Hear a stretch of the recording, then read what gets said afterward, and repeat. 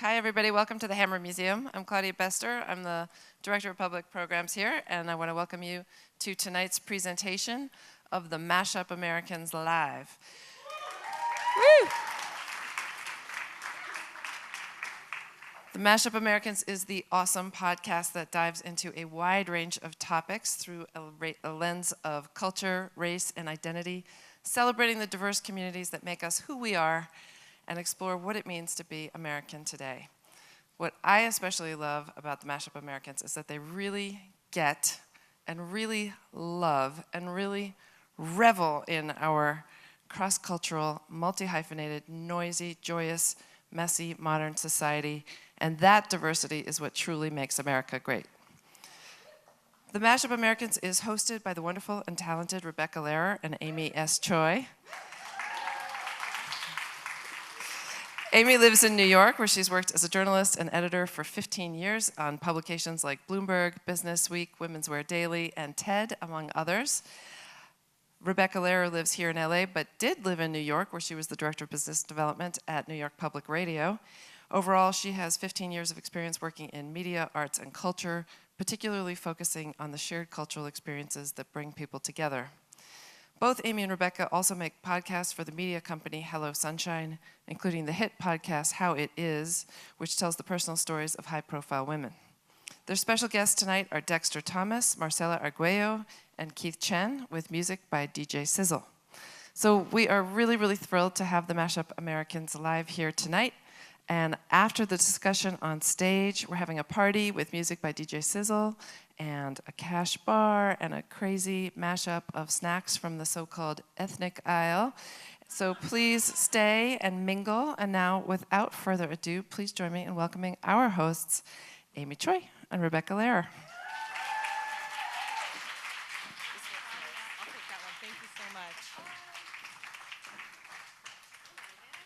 I'm very bossy, so if anybody wants to move forward, you're invited to get closer, but no pressure. Hi, Mr. Lehrer. Our biggest fan is here, your dad. Yeah, he's right there. Hey, Dad. Okay, just gonna fix my dress, guys. Don't worry. Yeah, just gonna fix. So, we're so excited. First of all, because our logo looks really similar to the Hammers, so that feels like really. They're on play point. cousins. Yeah, we were like, surprise, good for us. So I'm Rebecca Lehrer. I'm Amy Choi, and we are the Mashup Americans.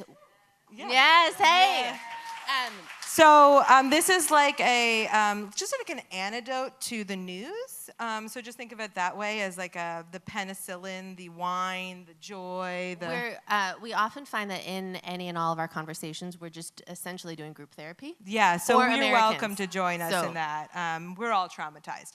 So on our podcast, we explore like what life is like on the front lines of hyphen America. We explore race, culture, ethnicity, identity, and what it means to be American today, which when we started this work 5 years ago, today was different than today. But it's still this, in some ways, what we're approaching today, on September 25th, 2018, is we're getting to the core of mashiness, and that's about language. Yes, and I would say that language is something that has obsessed us for a long time, long before we ever really started to consider it as our entry point into the world. Like I studied journalism. Rebecca was an English major. We between us devour books and write poetry. We work in language. We now have a job where we talk to people all day long. We talk so much. There's so much talking, and we're also amazed God. that people would, now you're listening to us talk. And Thank there's you just for more listening. Words happening. I also have a daughter who talks so much, and my parents are like, big surprise. But I think something, the way that we think about language, it's not just about actually communicating with each other, but it's also a communication of our culture. It's about transmission of culture, and in another sense, language actually shapes what our culture is, which we will hear more about from our guests today. Yeah, and this feels really important for us right now because we've been thinking a lot about the humanizing power of language, and on the flip side of that, the dehumanizing power of language. How it's used to dehumanize us as aliens. in so many ways today, as women being told our stories don't matter, and as the ways that, I'll try not to cry, but you never know, you guys. You can Like cry, it's our laughing podcast. and crying. So I think that's something we are feeling and thinking every moment of these days. So it's nearly impossible to understand how only speaking English is supposed to somehow make you a more upright citizen in this country, but it's not. That's just not something we relate to. Let's say that. No. So I grew up speaking Spanish and English, reading and not understanding really any Hebrew at Hebrew school, and engaging with Portuguese in songs and with my great-grandmother and in other ways in my mom's family, and peppering language with Yiddish and German, which many Ashkenazi Jews will relate to. And that's a combo of languages that just reflects my mashup, and it continues today. Like my daughter, who is 2 and talks a lot, as I said, Clara. Let's say last night she said, "Oi, mi pacha." What else did she say? Mi pacha, which is the Salvadoran word for Spanish, for bottle. It's a specific word in Salvadoran Spanish. She says, "I need it." Okay, Opa, schlaf gesund. And that's just like, and I'm not even making that up, actually. That's just a normal course of things in our lives. And Amy has exactly the same thing in her life. Well, there's less Schafgesund. There's less Schafgesund. There's less Schafgesund. Which, by the way, do I really know what it means? Sleep well. Is that right? It's also just fun to say. Schafgesund. Yeah, exactly. Now you're saying it like a Nazi. Oh, that's no good. Okay, well, so I grew up, my first language was Korean, which was the language that my family spoke, that my parents spoke to me, and then English followed soon after because I live in the world and in this world. And I would say that right now, primarily, English is my first language. Korean is like, I think like coded in me. It's installed. It's part of my. It's all the colored dots on her dress. Though it doesn't feel natural to me, and my sense is because my Spanish is actually better than my Korean at this point, which is I learned Spanish in school, and I have like such distinct memories of like being in AP Spanish and like reading. Borges or like Lorca and and like wanting to participate, but then a las 5 de la tarde. Las bodas de sangre. That's for my AP Spanish best friend right there. Like my Spanish was embedded in my brain in the same place that my Korean was, because all of my other languages were all in the same place in my brain. So like I would raise my hand to participate in discussion, and like some Korean would blurt out. Okay, and it almost like I didn't have control over it. The wires got crossed. Exactly.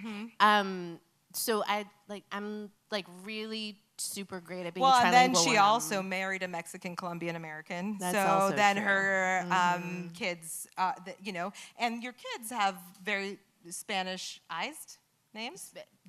I don't even. What's the word? What's the word for that?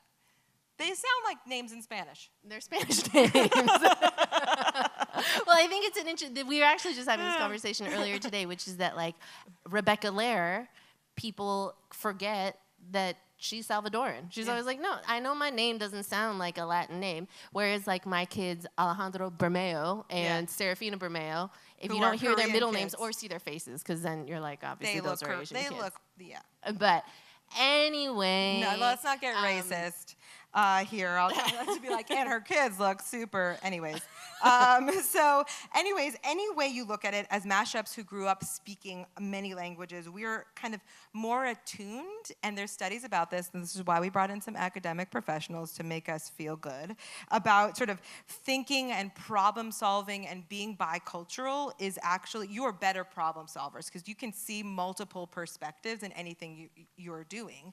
And I think that's for a lot of people. I mean, it's for so many of us who are from any kind of marginalized group, and that even includes women, which is a lot of the world, but still a marginalized group. We have to navigate other people's worlds, so we have ways of understanding how things happen and the ways that we maybe can make them happen better. Yes. And so we have invited 3 people here today that share in this superpower, we'll call it. So we would love to have you guys come up. It's Marcella, Keith, and Dexter. Well, I lost Dexter. Where did he go? Oh, come on up. Okay, Keith, they'll come there, right? Keith is here. Yeah, here, this one. Yeah. Yes. Yep. Dexter's also taking photos, so. Oh. And He's he also has got a tropical beautiful theme going birds on. of paradise shoes. I hope you can focus on. So we start every podcast with the same question, which is, how do you mash up? And we'll throw in there a bonus question, which is, what's your favorite language to swear in? And then what's your favorite swear word in that language? Okay, so Dexter, we want to start with you. Oh my gosh. So you're actually the person on the, so go for it. Hi. How do you mash up Dexter Thomas? I like sushi and Hennessy. Together at the same time? Yeah. Okay. Yeah, it's a good mix. I feel like I got a stomach ache from that, actually. No, not if you do it right. I actually don't like swearing. That's a terrible Dexter. answer, bro. You know what? I love surprises, and I love that you said that. So I'm not even mad about it. I'm just happy. If I had to do it, probably English or Chinese, like those sound better. I think, English for or cursing. Chinese? Yeah. English or Chinese. I think English is a good language to swear in. I think Chinese is probably better than, say, like Japanese. When I get yelled at in Chinese, which is often around Chinese people who think that I'm Chinese or assume that I should speak Chinese, it all sounds like swearing. I'm just like, again? What did I do? I'm sorry. And I tried to learn when I was in China for a couple months at a stretch, and I was like, I butchered it, but I would be like, Hangguo. I was like trying to tell them that I was Korean. They'd be like, oh, you're Korean, and then continue to yell at me in Chinese. Like, that doesn't mean that you shouldn't speak Chinese. Yeah, well, I mean, they're not wrong. Anyways, okay, so Marcella, how do you mash up, and what's your favorite language to swear in, and what's your favorite swear word? Fuck. Answers that question. I'm Salvadorian, Lebanese, Nicaraguan, and Spanish. That's my mashup. Yeah. Sorry, I don't have any funny quips. That's not it. You don't have to be quippy. You're just trying to answer your question. Yeah. I'm very serious. You're very serious. Okay, so Keith. Cool. So I'm Keith. I'm probably the least hyphenated person on the stage. Just one. Get hyphen. off the stage. I know. I'll play the hyphenated straight man of the evening. Right, That's totally fine. But so I'm a Chinese American. I do have another hyphen. I'm also a behavioral economist. Yes. I'm professionally hyphenated. Oh yes, that's fair. Dr. Keith. Right. I mean, And, we're in an academic environment, yeah. so they'll understand. That's right. And so I grew up in a Chinese household where my mother spoke Cantonese and my father spoke Mandarin. And so, in fact, actually, I mainly grew up speaking English. So I'm not actually like extremely good in any language besides English. But professionally, as a behavioral economist, I study the way that language structure affects the way that you think. So in fact, and I'm going to regret saying this because I don't want anybody to test me on this, but I can conjugate verbs in about 36 different languages for purely professional reasons. I like that conjugating verbs is your superpower. That's the best, nerdiest, mashiest superpower. It's a little weird. Yeah, no, I'm into into it. it. I'm Very into it. into it. Conjugación. I had that book in AP Spanish. She understood. Wait, so you research the impact language has on shaping our worldview and kind of our actual behaviors. So we kind of have a big question for you, Keith. And also, by the way, Keith's mom's here. Hi, Mama Chen. Hi. She can attest From to... whom I learned to swear in Cantonese. Okay, all right. Mrs. Chen, what is your favorite swear word in Cantonese? We don't know what it means, so you can say. No. Okay. You know what? She's a lady. She is. I'm sorry to put you in that position. So we have a big question for you, which is, do we have a choice in how we see the world? And also, what does German conjugation do to a German speaker? What does German conjugation? Okay, so actually, there's all of this research on the advantages of being bilingual, and it's in my field in kind of people who study decision making, it's now getting extremely well established that kind of people who grow up bilingual, one of the best things about growing up bilingual is that you're able to actually kind of, the constant practice of being able to switch between languages allows you to kind of cognitively pause in ways that are incredibly important for decision making. So a lot of mistakes that we make when we move through life are a tension between what is the intuitive kind of immediate kind of thing that I want to do, and can I pause cognitively and just tell myself for a second, but that's not actually what I should do. And it turns out that bilinguals, in some sense, because they kind of, their brain is used to like linguistically pausing, actually are pretty good also at cognitively pausing. Is that because I can't think of the word in the other language? Except when you're drunk. Then it comes out real fast. You're so fluent in every language. Every language. And I've had one to some see. wine, so if this turns into a Spanish language panel, don't be alarmed. Absolutely. And then to your initial question, you know, the interesting thing is that, like, you know, there's this kind of, I think, this fatalistic way that people think about languages, which is like, well, you know, if my language doesn't easily express a particular thought, you know, am I just less capable of thinking that way? And it turns out that really doesn't tend to hold up. Like the research tends to say that, you know, that kind of people are obviously capable of kind of inventing new words, inventing new concepts. Like, I mean, you know, there was no English word for computer before we invented the computer, right? Kind of things like this. But people who are, what we have found is that the structure of the language you speak has a tendency to really focus your attention on certain ideas and certain concepts and certain dichotomies that speakers of other languages that don't kind of emphasize that kind of dichotomy tend to ignore. And so, like, one way of thinking about what happens is that being able to switch between different languages or knowing multiple languages in some sense kind of allows you to kind of perceive the world in kind of from attentional ways, like notice things that people who don't speak multiple languages or people who speak only languages of a particular structure may miss. So does that explain why Trump is so impulsive? He never cognitively pauses. Does he have cognition? Does he have cognition? That's the right That's the right question. I mean, there is a lot of discussion about his linguistic tics, right? And Really? kind of exactly Wait, go on. Oh, I no. didn't discuss Oh, this shit. with anybody. Wait, sidebar. I actually have a follow-on question that kind of leaps from that idea that, like, you can kind of adopt new structures of thinking with a new language, right? Yes. Or that language and how any given language that we speak can shape the way that we perceive the world. Is that, like, as I said, I don't consider myself a fluent Korean speaker, but Korean is like in me, right? Like it's part of who I am as a person. And I think of the 5 of us here, Dexter, you were the person that learned a language like as a teenager and then like really went all in. Like as a fluent Japanese speaker, your PhD studies culture in Japan, hip hop, which is another language, now transmuted into Japanese, and placed in this, is that, you know, one of these, I don't want to butcher the quote, we have it in the program.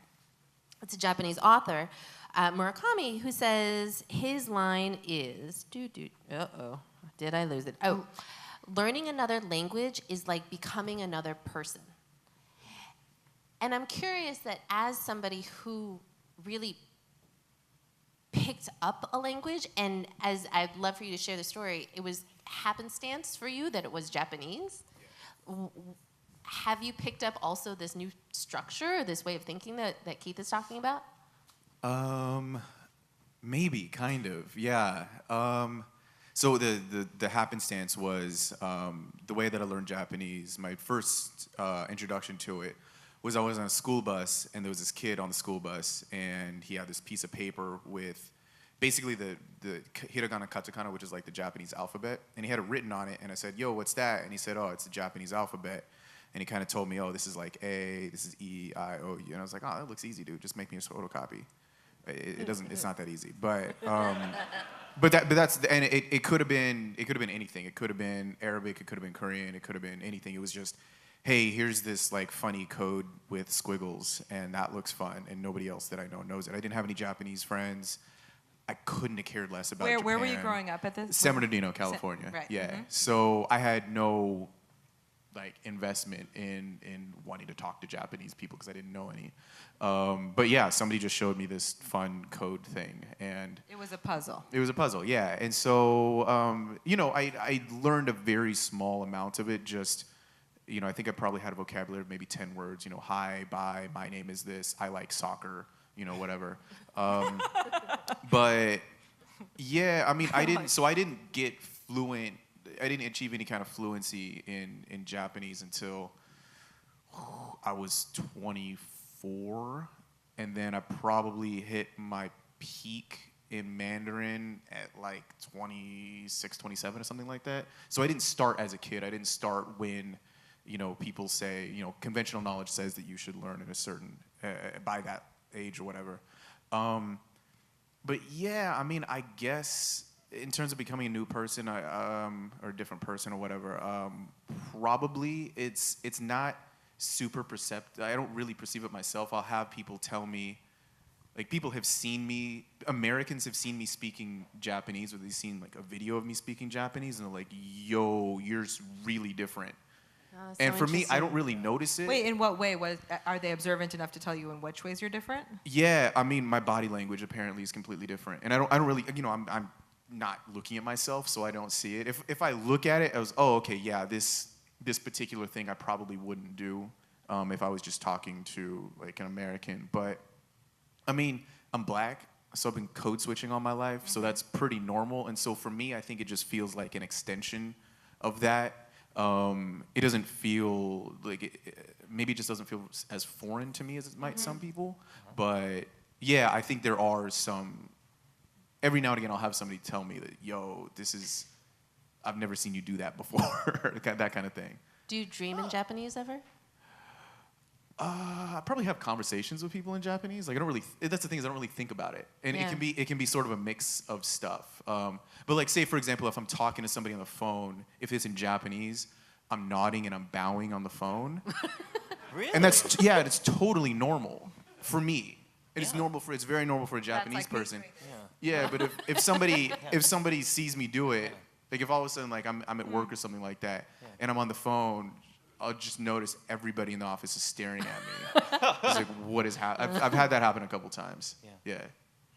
There's this fascinating research about how even children who are born blind will kind of like, you know, mimic the very specific facial features when they speak Really? different Wait, languages. Like what? You know, whoa. so you know, Wait, but you know, you'll smile, or like if you're trying to express that you're asking someone a question, you'll often kind of go like this, like, you know, you raise your eyebrows in a particular way, and that appears quite universal because even children who are born blind will, like, you know, when they're even like signing a question, will Wow. kind of make a very particular facial feature, and you're like, well, that's interesting. Like, Even how though did they've you never learn been that? given that kind of input.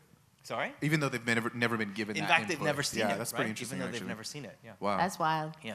Well, so that actually leads us to like the different kinds of language that we all speak here. And Marcella, as a comedian, we have talked about how, like, you know, you do stand-up and it's high focused on language, right? And it's high focused on creating words and sentences that like make a certain kind of alchemy that then like is funny.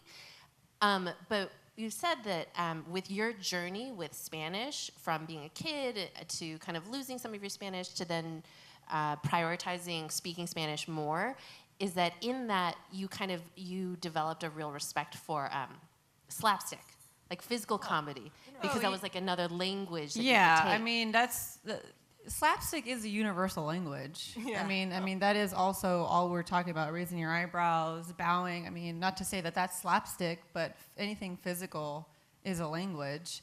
And I mean, that's why, you know, girls have their titties out when they're trying to get a dude to buy a drink. I mean, it speaks for itself. When in doubt, titties out. Yeah, The and phrase that we so for me, it was English is my second language, but you know, my parents wanted me to assimilate, so I did. And then my grandma started visiting us from El Salvador when I want to say 12 or 13, and I was like, oh, I can't communicate with her if I don't speak Spanish. So I was slowly learning, you know, the language again. But then when I was in high school, I was in a production and I played this character. It was like this German character who like killed his own sister and then had to dress as a Sounds maid. very funny. And then also she had a twin sister. Like it was this big ridiculous. Was it a telenovela? It was basically.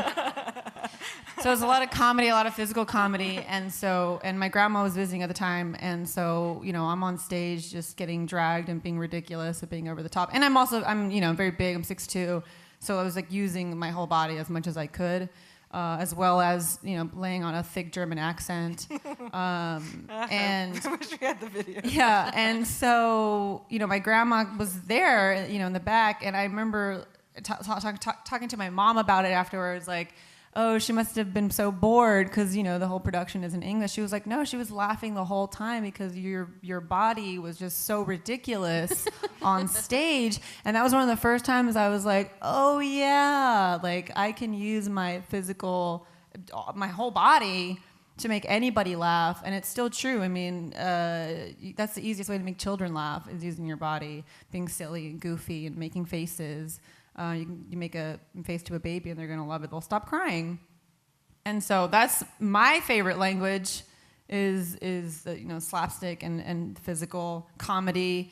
So it's interesting because not a lot of people think about it in that way, but that's also why when you're talking to someone who doesn't speak the same language as you get so frustrated, you start like your whole body starts doing something because you don't fucking know what to do, and your body starts speaking for you, and then you start using, sweatshirt, whatever, and you're like pointing at somebody. Sorry, you didn't consent to me touching you. Gotta keep it clear here, but yeah, I mean, for me, it's very important to speak to everyone in whatever capacity and any way that you can. It's important to connect with people. So that feels like a good sort of transition to this idea of translation and translating all sorts of languages. And I think, we're particularly interested in that, like the way, and you've talked a little bit about like how things translate. But Dexter, you have a conversation, about code switching, and you have a great story of how your words and like were used and kind of didn't work in a translation. Yeah. So my day job is aside from the grad student thing, my day job is that I'm a correspondent on a news show called Vice News Tonight, and one of the segments that I did, basically, I'm having a conversation with this guy named Michael Twitty. He's been on the Mashup Americans. Yeah, he's Kosher Soul on Twitter, so you can imagine how mashy he is. Yeah, and he's an amazing guy. He's an interesting dude. I really like talking to him. And he, basically, there's this point where I'm interviewing him, and he is cooking in the same manner that basically our enslaved ancestors cooked. And so we're in this house, and there's a pot, and it's all smoky, and it's probably the hottest thing I've ever experienced in my life. And basically, we're indoors. I don't know what we're cooking, but it's hot, and there's smoke all over the place. And he's just eating this up because he's realizing I've never done this before, and he's just basically making me do all the difficult things and kind of laughing as I fail.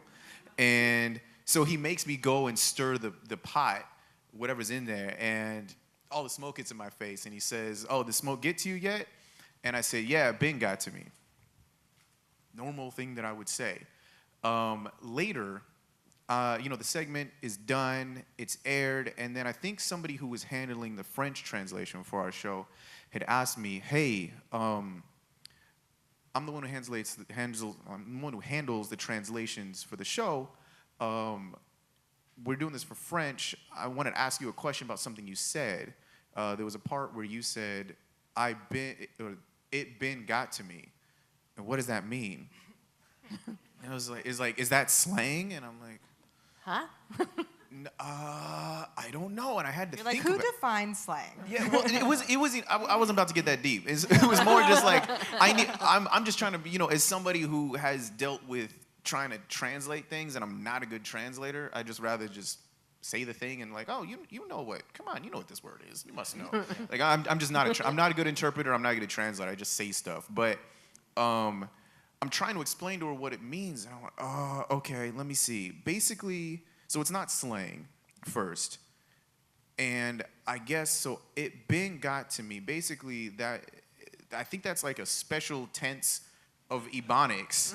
and I'm like going down this rabbit hole with it. I was like, okay, I think this is a special case of Ebonics, and basically the meaning is, and I actually called my dad later, and I was like, yo, what does this mean? And I was trying to walk through it with him.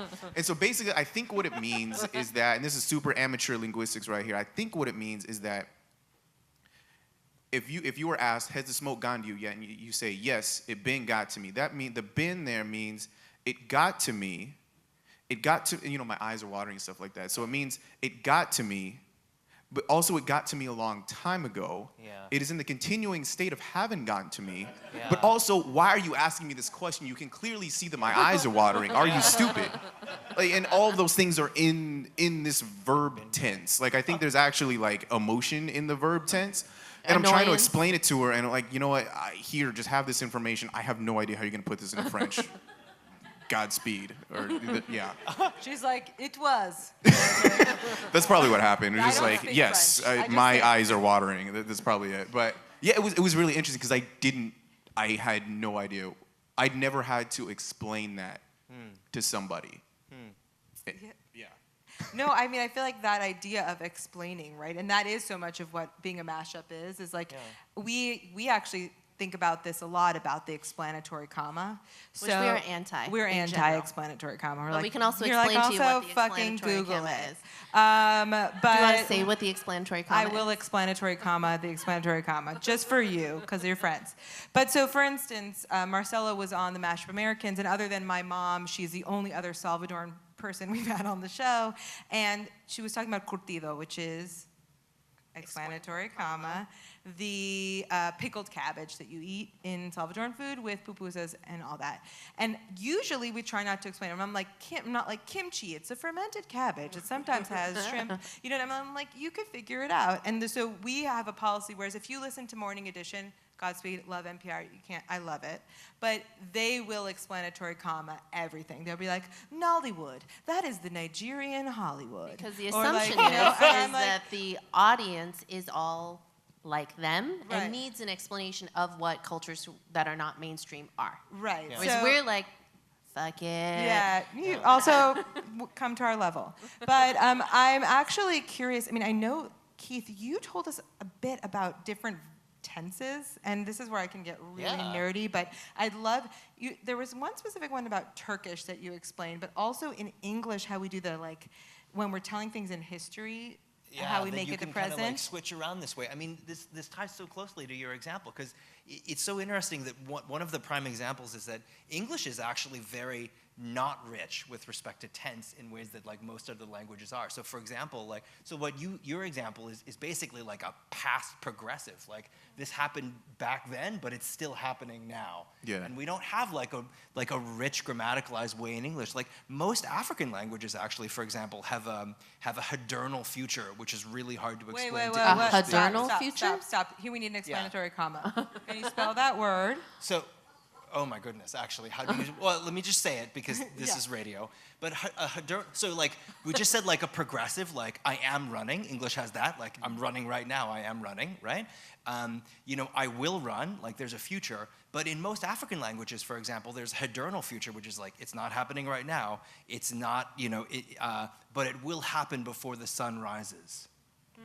And that's like a totally separate verb tense. So romantic. For example, it's pretty. It's kind of beautiful, right? It's kind of beautiful, and you know, really so seems romantic. if you want to translate that into English, you know, you just have to take this like string of how people are talking and be like, well, he's saying that like, you know, he hopes he sees you again before the sun sets, but you know, and it gets very. You know, there's a tremendous kind of richness to many kind of languages. But one interesting thing is because English has actually, you know, relatively simple tensing, like a past tense, a present progressive, you know, kind of a future, what you can do is that actually opens you up to playing around with tense in English in ways that languages that have more tightly constructed tense can't. So for example,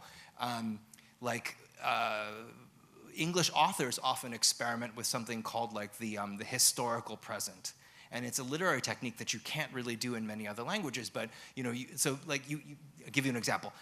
English historians will often say, like, so this was a really difficult time in American history. This is Abraham Lincoln's first cabinet meeting post, the Civil War. Lincoln turns to his Secretary of State and says, what do the French think about this?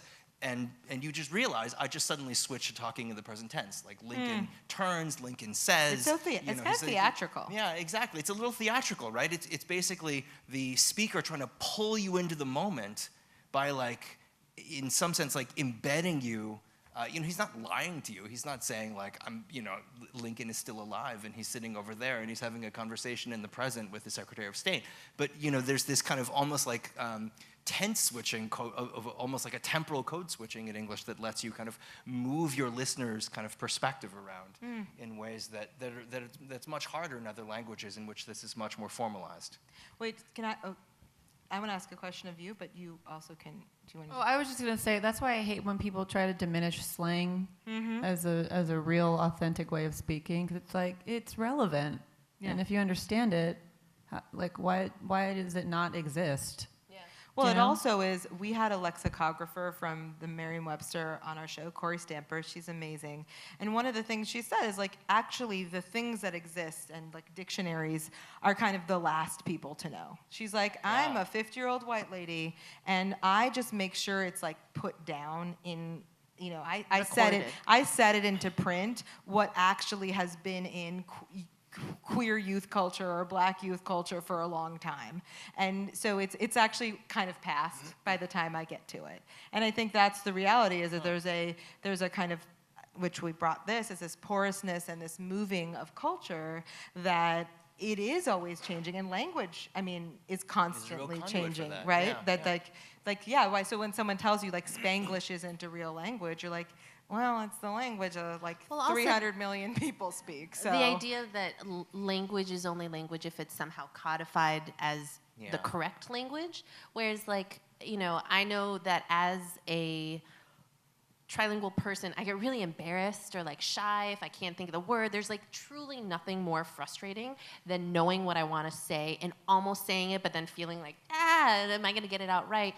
Whereas, like, if somebody can understand what you're saying, you're speaking the language. Yeah. It doesn't, all the formalities don't matter. Right. And also, even within Spanish, right, as Salvadoran Spanish speakers, we use vos, right? There's like there's conjugations that we use it, and or words like we were talking about. One of my favorite swear words, which is puchica, which actually, it's only a Salvadoran Spanish swear word. But who knew that? Neither of us knew that growing up because it was the word that was screamed in our houses. But it's like, it's actually... I heard hija de la gran puta way more often than yeah. puchica. That's a more That's my universal... aggressive household. That's a more universal one. No, but I with Marcella, do you ever use... So you're a comedian, and so I have a lot of questions about, I feel like so much of it is so thought out, but also very instinctive about how to put words together and be funny. But, in any of, do you ever use Spanish in your work, is one question? No. Sometimes if I am in front of a predominantly Latino audience, I'll throw in a word or two, but English is how I write, and it's how I think. But there's also words that only exist for us. Yeah. That sometimes you're like, how do I translate this? Or even like I always forget like pantyhose I'm like, pantyhose is such a stupid word. I'd rather say media. Oh yeah. You know what I mean? Word. Like you do prefer other words. Yeah. So sometimes that kind of stops me because I'm just like, I can't use pantyhose. What a dumb word. I can't use it. I just can't. I can't bring myself to it. Also, when are you wearing pantyhose? What? Bitch, you don't wear pantyhose sometimes? You don't go to a wedding and need pantyhose? No. You're very grow up. Pantyhose. Well, sometimes you just gotta wear it. Also, because you had a moment. Was it a couple months ago? Maybe it was a couple weeks ago because we don't remember time anymore. But where you were opening for a Mexican comedian. Yeah. Oh yeah. She's popular in Mexico. Sofia Niño de Rivera. She's so funny. That's the thing. Americans, we just consume American culture. We forget how much exists outside of our world. So she's like basically the very first successful female stand-up comedian. That's happening right now in 2018 in Mexico.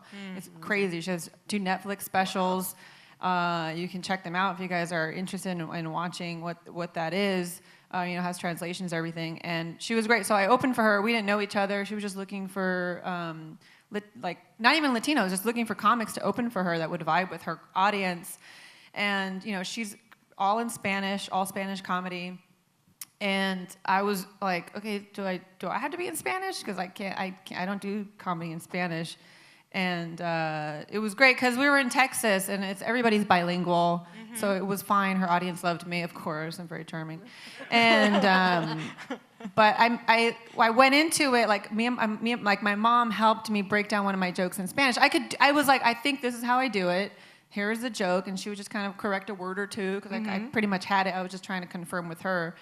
And then when I got there, I was like, maybe I'll do it, maybe I won't. I'm gonna wait. I'm gonna see.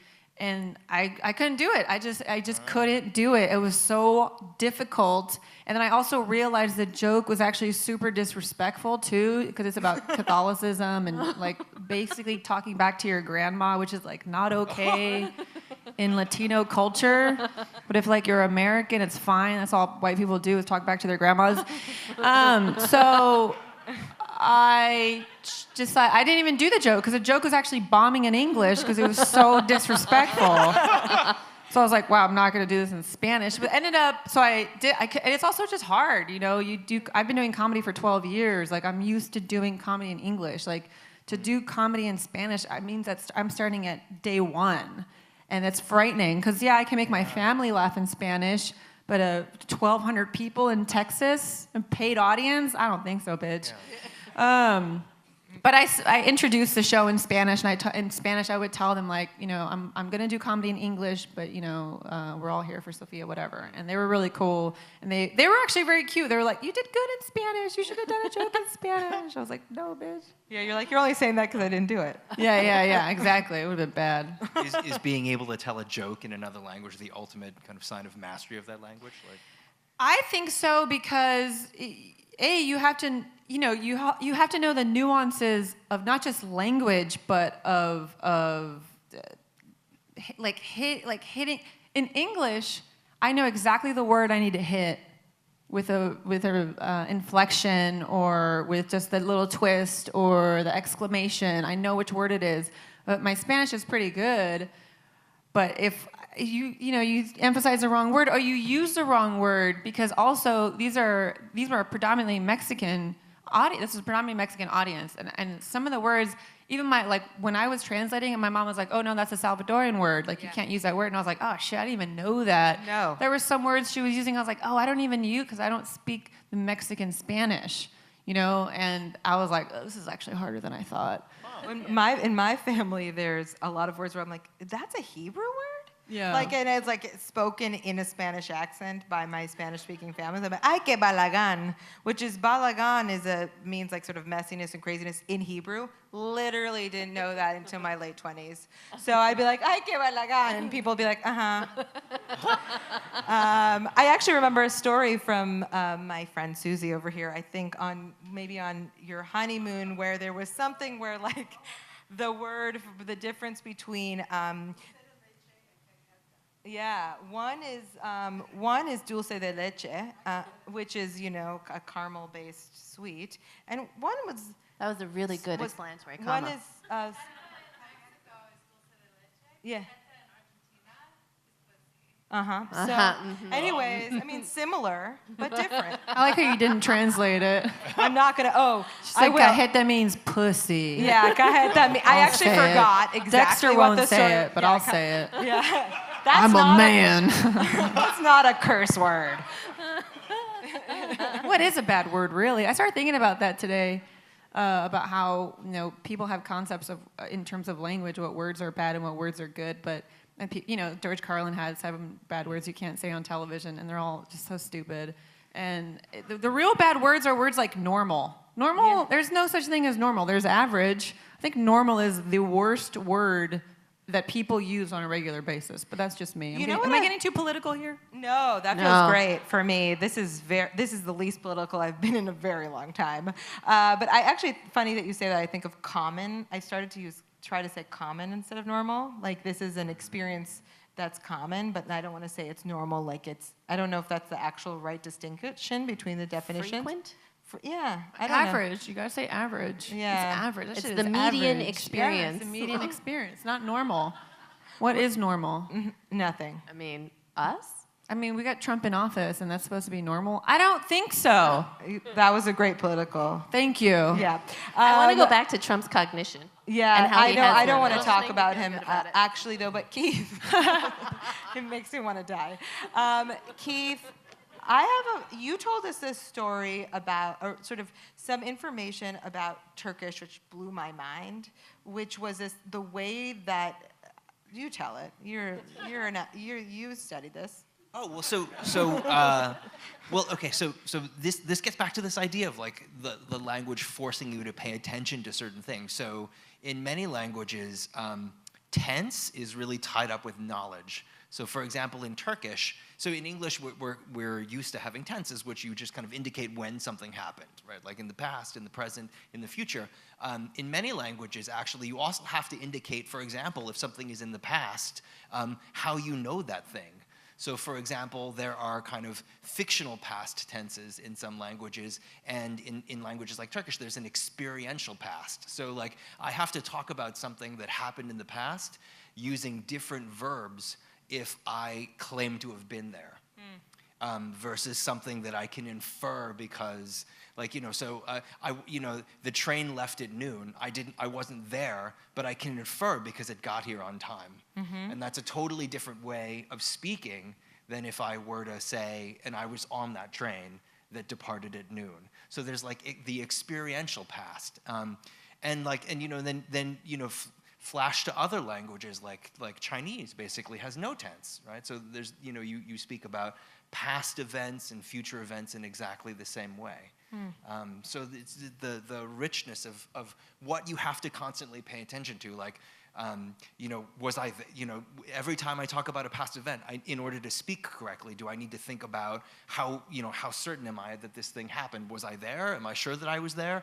Like, all of these kinds of vagarities What of is memory. reality? Whoa. Oh You guys, my it's God. also Memento. Surprise. I Actually, feel what? like Dexter's about to say something. No, I'm just holding the mic. Just told him hold the it. mic. He just ready to Ready spit say bars at something. any given time. Yeah. In Japanese? bars, No, but bars. one interesting thing for me is as us growing up speaking Spanish at our home, and the ways that I learned it there, and then I passed into honor Spanish because I could pass the test even though I'd never studied it before. It actually destroyed my Spanish speaking. Was studying in school, like I specifically think of tenses. So I'd be like, well, is this pluscuamperfecto? And I was like, I just know what to do in the right moment. And once I started to study it, I was overthinking it, if that makes sense. Like from my spoken experience, like I'm more oral. Is that how you pronounce it?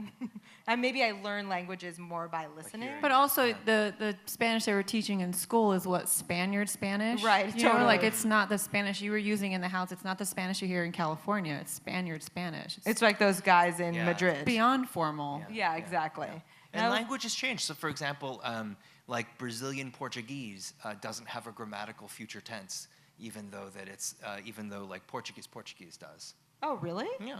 Would An obligatory grammatical future tense, so you can kind of, English is interesting in this dimension too. It's an outlier amongst Germanic languages. Like in most Germanic languages, you don't need to use the future tense in normal conversation. So like a German speaker can say, morgen regnet es, like tomorrow rain it, in a way that like sounds very weird in English. Tomorrow rain yet? Tomorrow rain it. Or They were the yeah, like, original weather app. you can't. So in English, you can't say tomorrow rain it. You have to say tomorrow it will rain. Right. You have to kind of conjugate. Well, so it this into is future. actually something that we've been thinking about a lot, is that what happens to us now that English has become the language on which diplomacy is, like the UN conducts in English, that English is the language of technology, and like not just the fact that like in Korea a cell phone is called a hendaphone. That's the Korean word for a cell phone is a hendaphone, but that like coding, all of like engineers are like writing in English. They're using these letters, and academia, like papers are written, I think German and English essentially. Yeah. Computer keyboards around the world. Right. You know, So like how is that transforming how we're all thinking? Oh, I don't know. I have no idea. I mean, I think of it as a great thing. Like the emergence of English is kind of like I think there's something very romantic about the whole world sharing a common second language. That's terrifying to me, but yeah. What? That's kind of It's not terrifying. I mean, it sort of sucks a little bit. I was going to say it sounds like succumbing to white supremacy. Also that. Wait, so what if Keith surprises us all and he's like, I'm a white supremacist. He's not. He's not. No. Sorry. I'm joking. I'm not telling you. That's my ultimate hyphen, right? Like a Chinese American white supremacist. Wait, Dexter, I mean, one of your focus or expertises, yes. You're an expert in Japanese hip hop. Sure. Yes. He's going to be Dr. And Dexter. I think one of the Japanese things that we can say, there's different ways in which different hip hop artists use language and rhyming, but often that is a critical piece of hip hop. And Yes. I wonder how, in Japanese or in sort of the way you've seen how is it different, and is it related? I mean, it must be related to the language and rhyming. I really truly don't know how Japanese is structured to know like if every word rhyme, like in Spanish, so many words could rhyme very easily. I don't know if that was a question, but Yeah. No, I dig what you're saying. I mean, I think it's probably similar to what I've heard about hip hop in Spanish because there's only 5 vowels, and so pretty often things are going to rhyme, and it's not very impressive. If you have, like in Spanish, it's not very impressive. It's like, oh, hey, I just said a word that ends with O, and then I'm going to say another word that ends with O. What are the odds? Like, that's not, you're How not. dare you attack Bad Bunny? J Balvin is a genius. What's wrong with you? what about Avril Lavigne, Skater Boy and Skater Boy? Anyways. Wow, we don't talk about that song here. No, we don't do that. We don't We're do playing those it things. after Sizzle's going to play it for us. But yeah, so I mean, Japanese is sort of similar to where there's only if you're speaking very plainly and just sort of standard sentences, there's only one vowel that your sentence is going to end on. Like every single sentence is going to end with a U sound, and that's completely uninteresting. And also, actually, Japanese people, and still even now, they kind of tend to think of anything that's rhyming as it's like a dumb dad joke. I actually had like a sub Like question about puns and like when do dads just start to make puns? But go on. Wait, so is it more melodic? I don't So understand. puns are less funny in Japanese? Is No, that they're or funny, just but 'cause it's they're like easy? if you start rapping, if a lot of people think, okay, if you're rapping and one of the early criticisms in Japan of Japanese hip hop is it's like, you guys are making dad jokes. This isn't cool. You're actually making dad jokes over Dad jokes can be drums. cool. Come on, let's not get down on the dads. Wait, so then I mean, I think what would make a great Japanese MC then? Where is the kind of the nuance and the kind of expertise in a great Japanese MC? I mean, it sort of depends. Like, I think, I mean, I'm of the school that I'm not particularly interested in technically skilled rappers. Yeah. It's just one of the most boring things in the world to me. And I won't name names. I but think you should. no, it's all right. Okay. Wait, can I ask a question before Sure. you answer that? How long has rap existed in Japan? So that's a really good question. I know. Yeah. That's why I asked it. It's a good question because the way it's sort of roundabout, and then I'll answer directly. But the thing holding Japanese rap back is not language. It's basically xenophobia. It's Japanese people genuinely believing that they cannot make black music. Not that they should not like this some kind of like white guilt kind of thing, except transposed over to Japan. Like that doesn't happen. It's like, oh man, those black people are super weird. They're interesting. They make neat art, but we can't do that because they have different bone structures than us, and like their ears are shaped differently, and they have like different, like larger cavities in their nose, and like they hear bass differently than we do because, and like all this other weird stuff, which incidentally is like wild stuff that actually a lot of Americans believe, but they're honest about. It just passes better. Like there are books called there's a book called The Secret of Black People's Rhythm. Which you can still buy, actually. It's on Amazon. If anybody wants a link, I can send it to you. I have a copy if you'd like it. I think Rebecca needs one. I just need the secret. Yeah. So, well, the secret actually is to imitate animals. Oh my! Are you kidding me? I'm not kidding. When did this come out? Not that long ago. What? Yeah. Yeah. Fuck.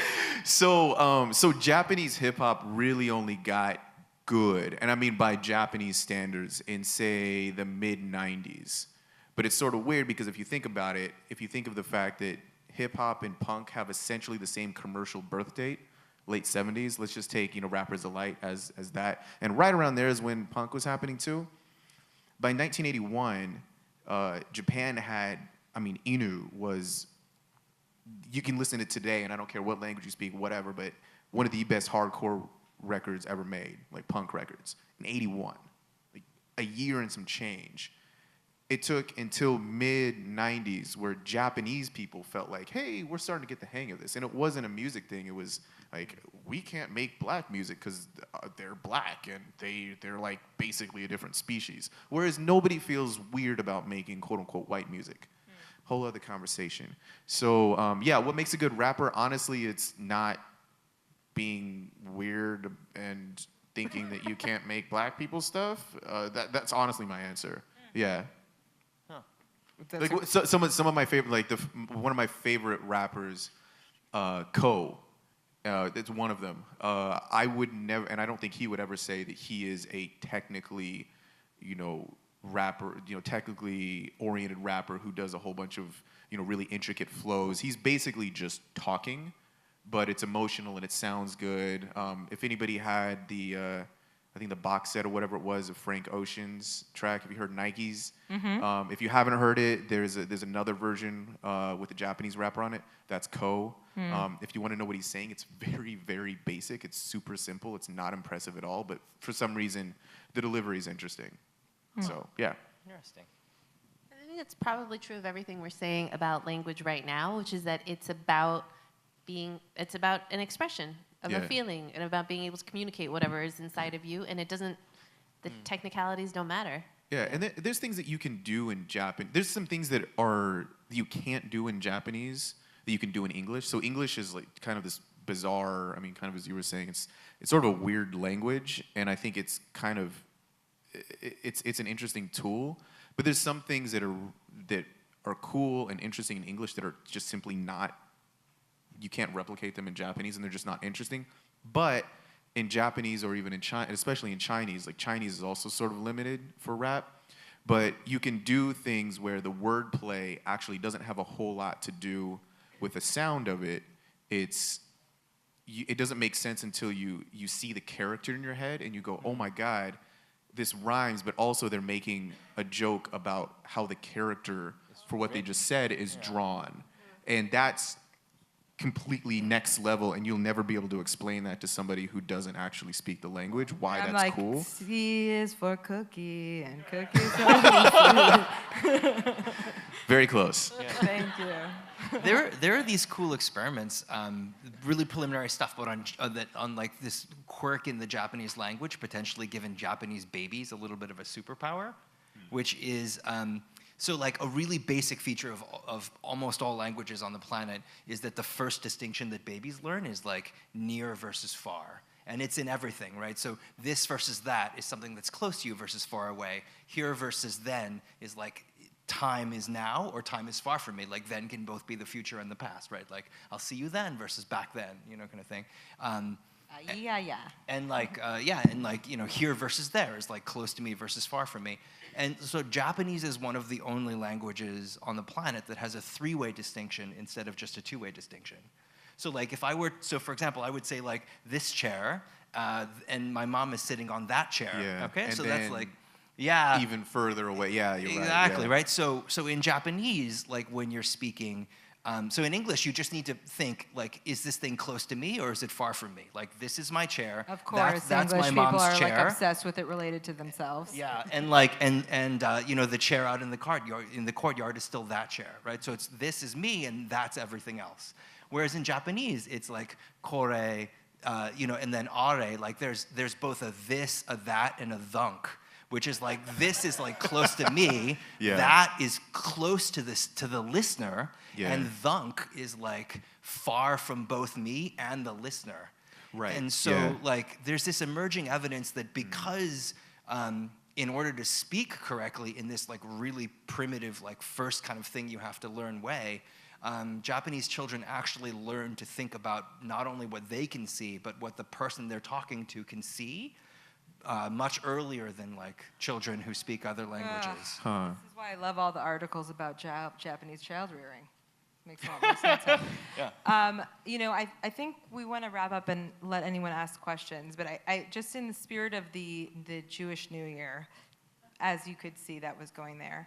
I just was in synagogue last week, and one of the things that happens on Yom Kippur is you talk about all your sins.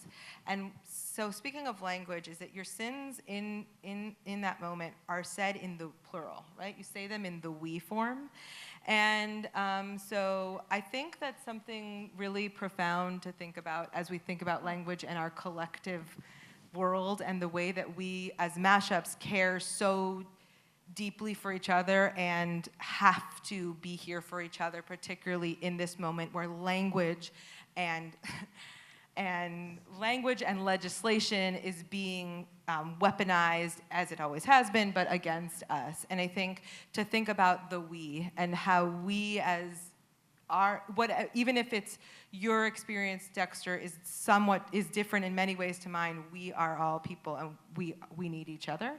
And so, with that, just to get a little spiritual, I think we'd love to invite anybody to ask any questions, although we don't require you to. So, I require everyone to ask one question.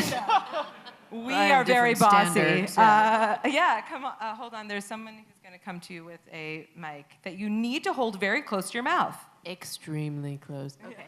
I think some people already answered this a little bit, but Wait, what's your name? Oh, my name is Brooks. Hi, Brooks. Hi. Do you guys have a word that you wish English had, or a way of saying something, whether it's thunk or a better way to say pantyhose, that you've learned from one of your other languages? I have is in Portuguese. Thank you. That's such a good question. I wish I had written it down, but I'm glad you asked it.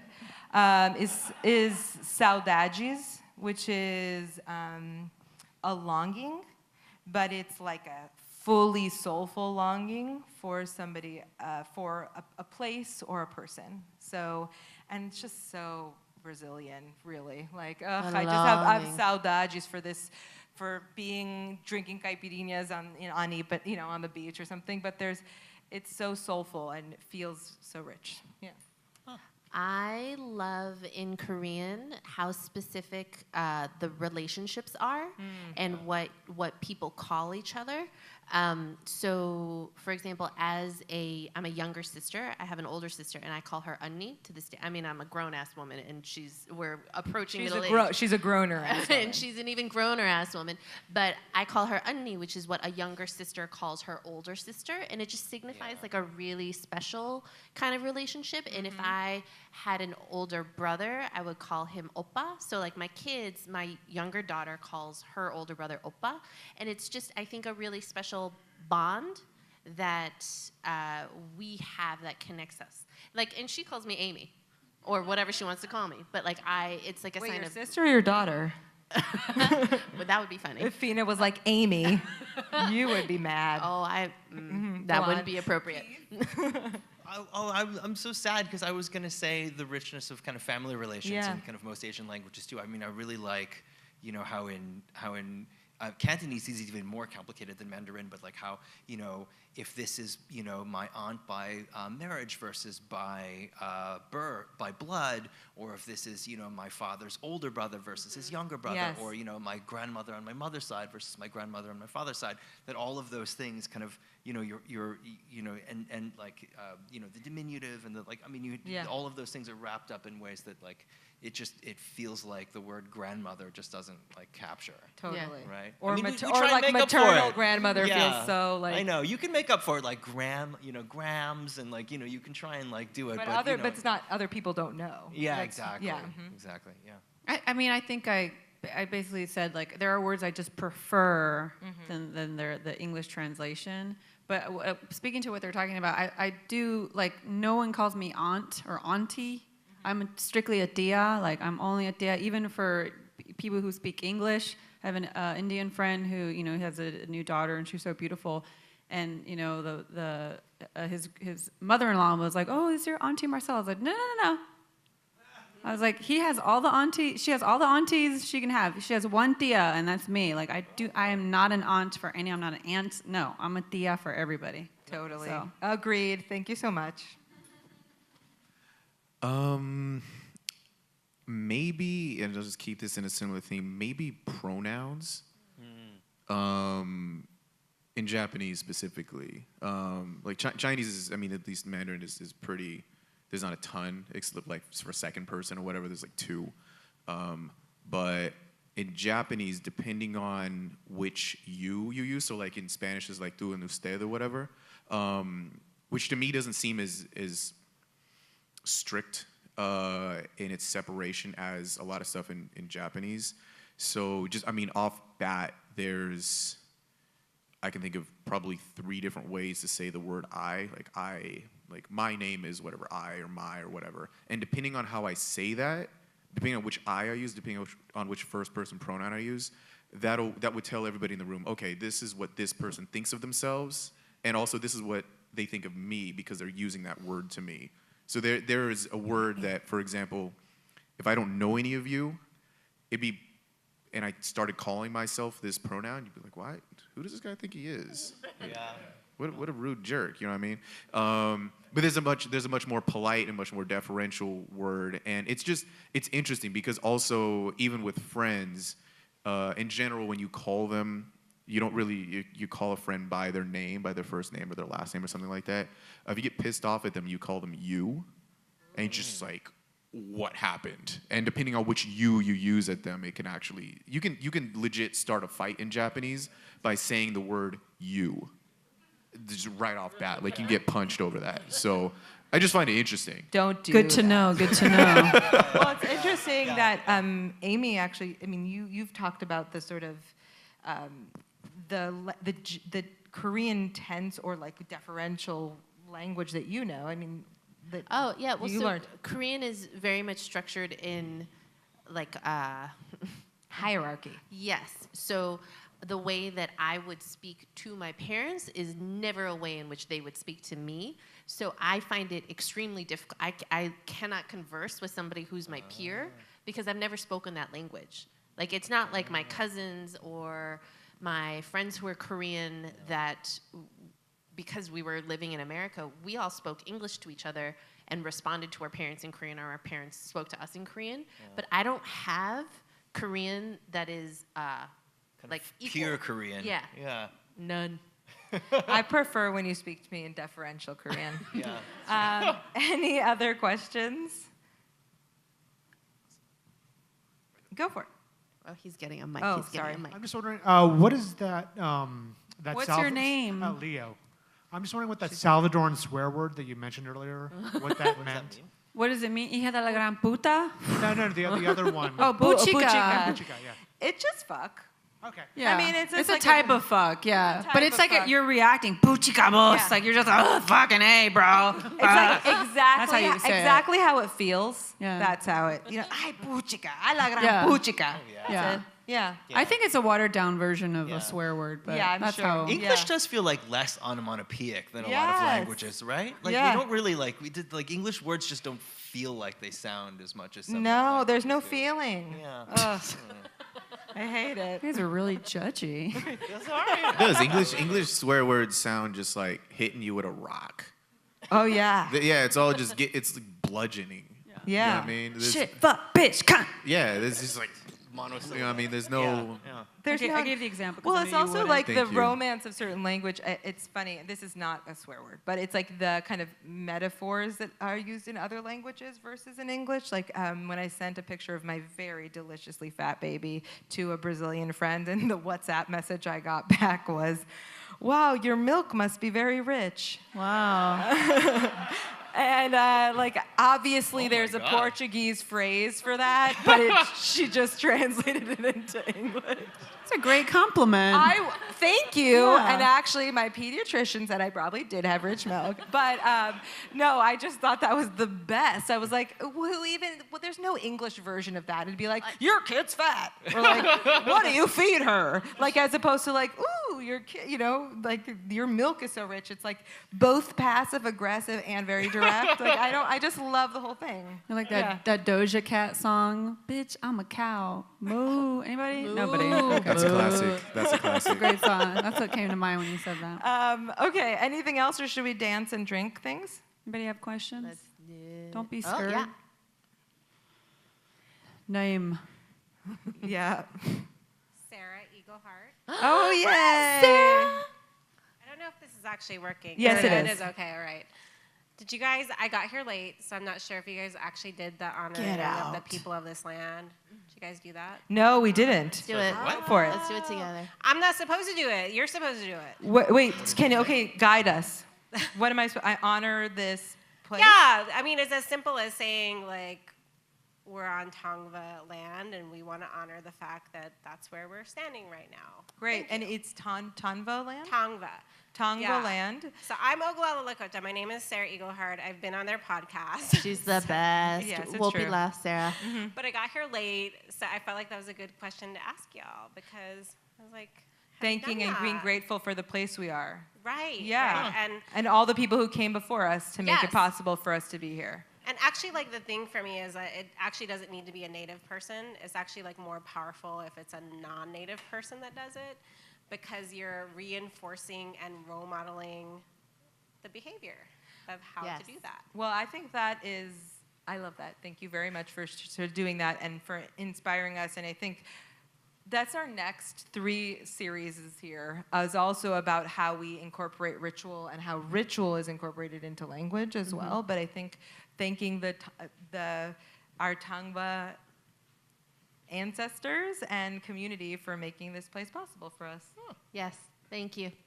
Awesome. And Thank we learned Oh, wait, Wopila, Wopila.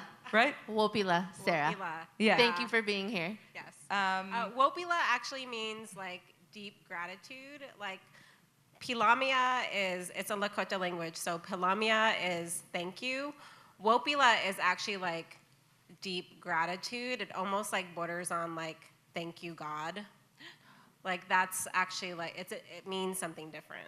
So yeah. Wait, Well- by the way, even better, but we'll say Palalia. No, I'm trying to recall. I have it. It's in there. It's Palim- mixed up with the Palim- Korean. A Korean word's gonna come out. Pilamia. Pilamia. Well, with that, I think that's actually a great way with deep gratitude and gratitude to all of you for like making the space and having this conversation and laughing and learning with us. And we'll do it again soon. Yes, thank you, Keith, Marcella, Dexter. Thank you to Thank the you. Hammer. Thank you, Claudia, Allison, Jenna, and thank you to Shelby, our teammate, who truly made this all happen. We are And pulling DJ up- Sizzle. and Yeah. We're about to get some Yeah, more DJ music. Sizzle. Brr, brr, brr. She's great. Everybody get drinks, and we have so many snacks. Yo, we Do it. We brought Korean snacks and Takis. Thank you.